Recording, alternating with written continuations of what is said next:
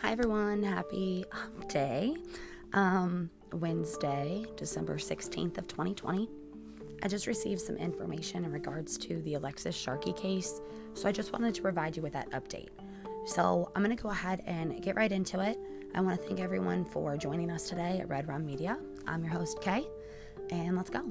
So I put in a records request. It said, I pulled this up 6 days ago, and I paid my invoice and received the information today. I wanted to get anything I could in regards to the missing persons report and the report of her body being found and anything that I could in that regard. So I requested any and everything and was only able to receive 4 pages back, but that's 4 pages more than I had before. So I think some of these documents will also clear up some information too. So let's go ahead and get right into that. So the first one I'm going to go over, I highlighted some information because it stood out to me. I think it'll stand out to you as well. One thing I want to point out is that this states on here that it is an original, but it is also a draft. So just keep that in mind. It was reported on November 28th, which is the day that we know that Alexis was found. And this was all from the Houston Police Department. So I'm just going to read over this with you guys and give you the information that I obtained today. So this is directly from the Houston Police Department. It's for incident 158-1511-20. This is the report date of 11/28/2020, and the report time was 8:18 a.m. This was a report that was to be written or to follow, and the offense report title, do you guys see that there? I have to be careful with what I say on YouTube, but the MURDER word there. It also gives the exact address of 1021 Red Hall Lane, where Alexis was found in Houston. It tells you more information in regards to the officers that showed up and their division. So it appears that there were 3 officers that showed up, an officer, the second officer, and a report entered by officer. And I don't know if they were all on scene. I think they were based on this report, but this is just something that I just received in the middle of doing something else for another case. So I just wanted to put it out there. I hadn't seen this yet. So I'm assuming the CONF, whatever, work group, the confidential or the it's not coming to mind here. Bear with me, this is off the cuff, not going by anything other than what's in front of me. But this is the homicide division that was working this. Again, keep that in mind. It's something that we've all been suspecting, and now we have it written on paper from Houston Police Department.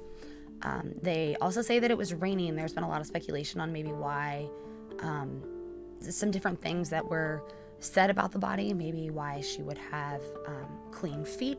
That can indicate that her body was put there rather than her trekking through mud, stuff like that.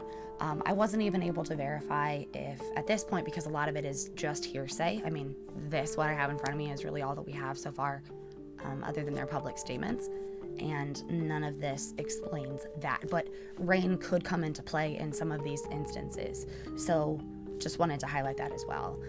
This is just stating that it is for Alexis Sharkey, and it gives you, I don't know if it's a case number or it's their MNI number. And again, it lists murder. So, I mean, homicide, MURDER twice, and homicide 1, 2, 3, 4, 5 times on this. Also, if you go to the offense report title, what are we dealing with again here? So, I'm trying to be vague, trying not to get YouTube mad at me here, but this is the second page of that report. I tried to black out everything that would be any kind of pertinent information, and this just goes on to state information about Alexis Sharkey. A lot of it was already redacted, but it does state that she was found on a road, street, or sidewalk. It says, as far as their body-worn cameras, it says that there were none, so it doesn't appear that the officer, or at least one or many of the officers, I'm not sure, that were on scene, I don't know if it was just Officer Young or some of the other officers, but it appears that they did not have standardized issued cameras that they were to wear. I asked for body cam footage and anything that we might be able to get as well. So this just goes on to reiterate the information that we have. And then it also states on here that they may have some sort of body video not reviewed. that's a possibility. It's possible that this was for the other officer, because you can see here there are multiple different reports. There's one from Officer OETTLI. Wait, did I even spell that right? Yeah. And then there's one from Officer Young. Okay, so that makes more sense. So Officer Young did not have body cam. And then it appears that, let's see here. Sorry, bear with me. I'm just going through. I want to make sure. I think this one is done by the Otelli, maybe. This report was done at 12:26. So it's on the same day. It's likely that they just, went back to the office, or when they finally got to sit in their vehicle for a minute and actually take the report. This was done, is my understanding. It again states what we already know from the last page, but there's a little bit of a narrative at the bottom.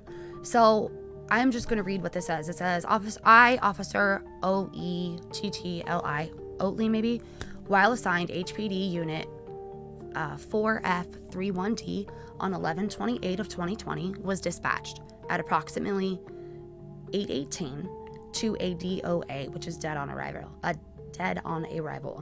located at 1000 Red Hall Lane. I arrived at the scene at approximately 8:24, and it says HFD Medic 078 was already on scene. I made contact with HFD, who stated the complainant was a female, possibly in her early 20s. There were no obvious or apparent signs of trauma to the body observed. One major takeaway that I want you guys to understand is that line right there at the bottom.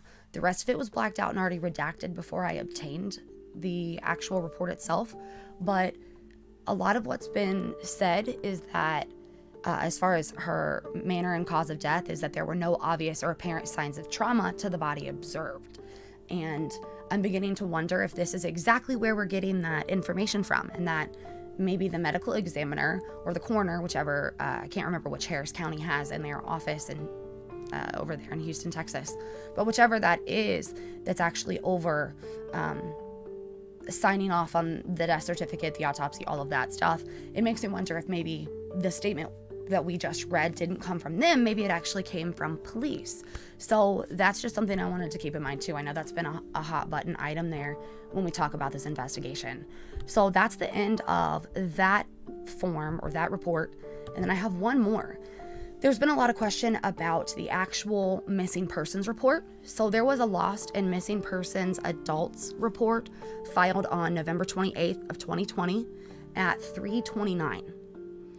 That report was filed, it appears at, I meant to redact this, it appears at Alexis's home, I think, or another location similar to or close to, and she was actually reported missing by Tanya and I think another friend, Desiree. So I know we were confused about exactly when she was reported missing and by who, but this report does indicate that it was two of her friends, I think. I know Tanya is. I know I've seen her in interviews before with local news. I also think Desiree, I think that name rings a bell as well. So the summary on this report is just simply that missing person reported, BOLA, which is be on lookout, was sent out and matched the description of a homicide case.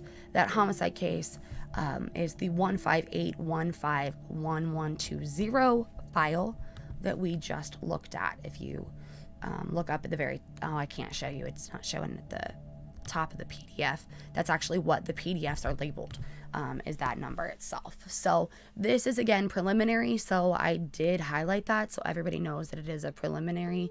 I tried to redact all of the personal identifying information of those who reported Alexis missing as well, but this was an original.